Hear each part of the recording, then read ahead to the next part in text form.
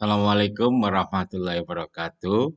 Saya akan menjelaskan prinsip-prinsip dasar teknik instalasi listrik.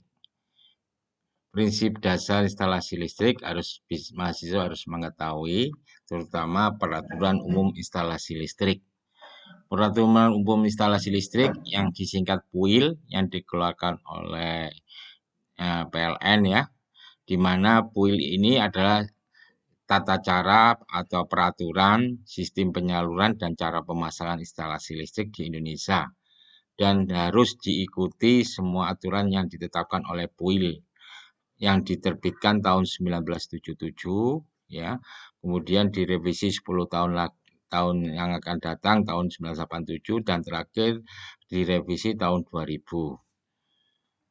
PUIL adalah petunjuk dari sistem instalasi listrik yang dimulai dari sumber listrik, tegangan, frekuensi, peralatan listrik, dan cara pemasangan instalasi listrik, dan pemeliharaan dan keamanan sudah diatur di dalam PUIL.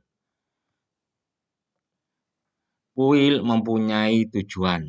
Ada 5 tujuan dari PUIL. Yang pertama adalah melindungi manusia terhadap bahaya sentuhan dan kejutan arus listrik, sehingga manusia yang memasang instalasi listrik dan pemakai instalasi listrik akan dilindungi dengan peraturan PUIL, sehingga nantinya bisa selamat dalam pemasangan dan maupun pemakaian instalasi listrik. Yang kedua, tujuan PUIL adalah keamanan instalasi dan peralatan listrik. Banyak terjadinya kebakaran listrik atau korsleting listrik akibat dari pemasangan instalasi yang tidak benar, terutama kabel listrik yang dipasang tidak sesuai dengan kondisi, sesuai aturan PUIL. Yang ketiga, menjaga gedung serta isinya dari bahaya kebakaran akibat gangguan listrik. Banyak kebakaran yang terjadi di gedung-gedung akibat dari instalasi kabel yang mudah terbakar, yang tidak sesuai dengan peraturan PUIL. 4. Menjaga ketenaga listrikan yang aman dan efisien, artinya aman pada pemakai dan aman pada pemasang instalasi listrik. 5. Jadi setiap perencanaan instalasi listrik oleh instalatir, pelaksana, dan operator, serta pemeriksa instalasi listrik dan pemakai jasa listrik wajib mengetahui dan memahami peraturan umum instalasi listrik. PUIL tidak berlaku untuk ada beberapa PUIL yang tidak berlaku. Yang pertama, instalasi listrik tegangan rendah yang hanya digunakan untuk menyalurkan berita dan isyarat. Ini tidak berlaku. Yang kedua, instalasi listrik untuk keperluan telekomunikasi dan pelayanan kereta rel listrik. Yang ketiga, instalasi listrik tegangan rendah yang tidak melebihi dari 25 volt dan daya tidak lebih dari 100 watt. Yang keempat, instalasi listrik di bawah tanah dalam tambang tidak berlaku. Yang kelima, instalasi listrik dalam kapal laut, kapal terbang, dan kendaraan lain yang digerakkan oleh secara mekanis. Keselamatan kerja pada PUIL itu sangat dijamin. Yang pertama, yaitu dalam pemasangan instalasi listrik biasanya rawan terhadap terjadinya kecelakaan. Nah, kecelakaan biasanya timbul akibat adanya sentuh langsung dengan arus listrik dengan pengantar berada di arus dan atau kesalahan dalam prosedur pemasangan instalasi listrik yang mana instalatirnya tidak mengetahui aturan-aturan PUIL. Oleh karena itu perlu diperhatikan hal-hal yang berkaitan dengan bahaya listrik serta tindakan keselamatan kerja yang harus bisa melindungi instalatir dalam pemasangan instalasi listrik. Penyebab terjadinya kecelakaan listrik, pertama ada kabel atau hantaran pada instalasi listrik terbuka dan apabila tersentuh oleh pelaksana atau instalatir akan menimbulkan bahaya kejut yang bisa mengakibatkan terjadinya kecelakaan kerja. Yang kedua, jaringan dengan jaringan dengan hantaran telanjang, artinya tidak dihubungkan dengan pipa-pipa PVC, sehingga hantarannya telanjang tanpa pengaman isolasi.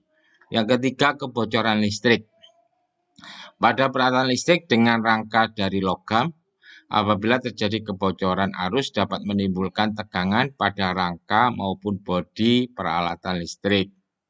Yang keempat, penggantian kawat sekring yang tidak sesuai dengan kapasitas sehingga dapat menimbulkan bahaya kebakaran. Kebanyakan kawat sekring itu diberi ukuran yang besar sehingga tidak putus-putus, akhirnya kabel panas menimbulkan kebakaran.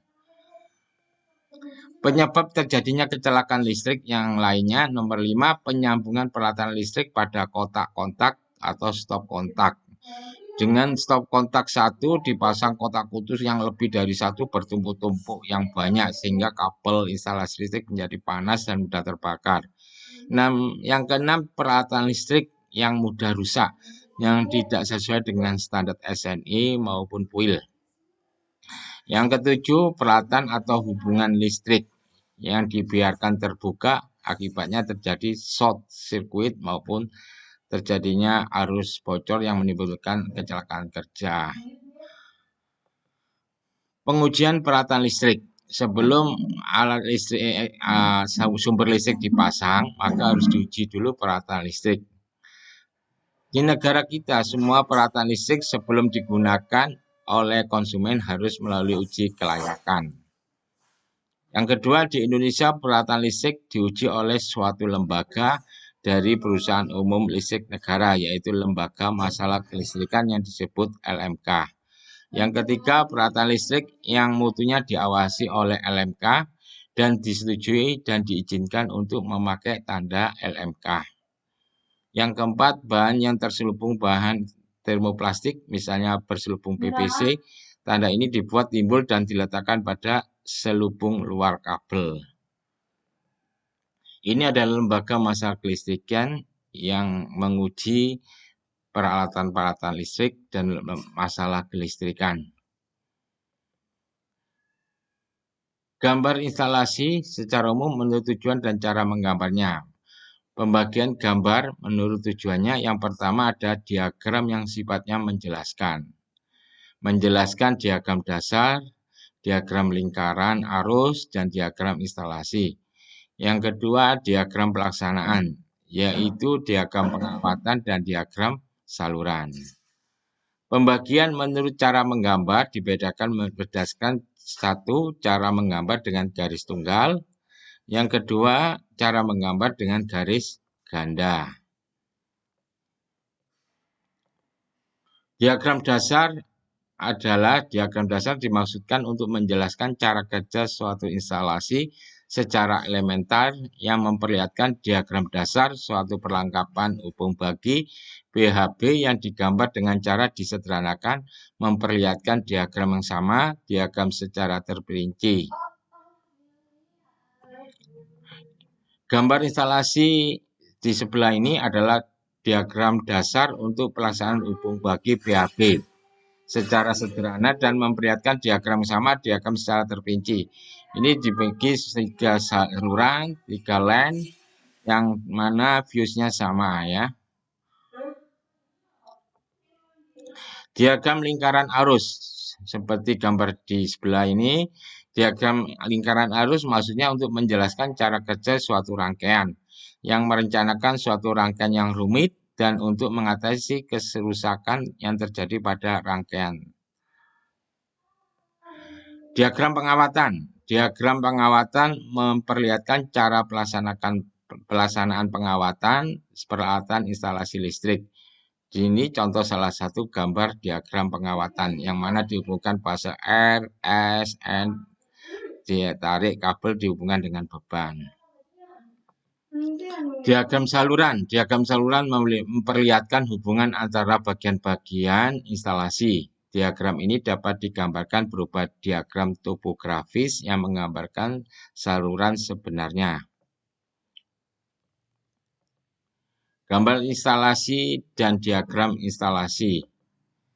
Di sini ada gambar instalasi satu ruangan yang menentukan letak beban lampu dan stop kontak ya. Sehingga mudah sekali nanti kita menarik saluran kabelnya. Yang kedua, gambar diagram instalasi seperti ini yang menentukan jumlah daya yang akan dipasang, jumlah lampu beban yang dipasang, jumlah stop kontak yang dipasang, sehingga menentukan kebutuhan maksimum instalasi listrik. Gambar situasi. Gambar situasi memberikan gambaran secara jelas letak gedung serta instalasi yang akan dihubungkan dengan jaringan PLN. Keterangan ini diperlukan untuk PLN untuk memudahkan menentukan kemungkinan penyambungannya serta pembiayaannya. Diagram garis ganda dan garis tunggal adalah diagram garis tunggal biasanya disebut juga diagram perencanaan instalasi listrik. Sedangkan diagram garis ganda disebut diagram pelaksanaan. Diagram garis tunggal diterapkan pada instalasi rumah sederhana tipe 36 sampai tipe 70 ya, maupun instalasi gedung-gedung sederhana hingga gedung besar bertingkat dan juga pada diagram panel bagi dan rekapitulasi beban. Demikian menjelaskan prinsip-prinsip dasar instalasi listrik. Atas perhatian saya ucapkan terima kasih.